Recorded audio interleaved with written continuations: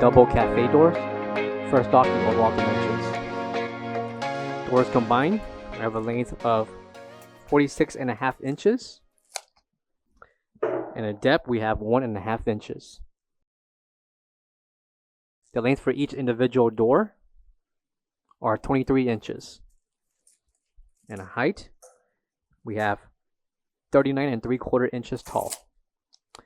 Located to the top left and right corners will be a push tab or hinges to install your doors, and by flipping the doors to the other side will be your bearable to loosen and lock both doors. By flipping the doors upside down,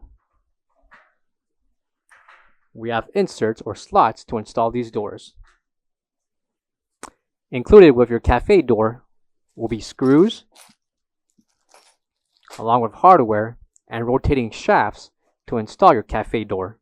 The measurements for the smaller corner brace or rotating shaft, we have 2.25 inches in length by 3 inches in height.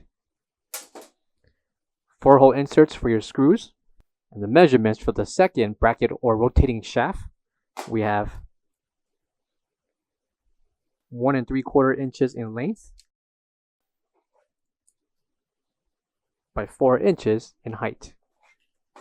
There will also be 4 slots or inserts for your screws.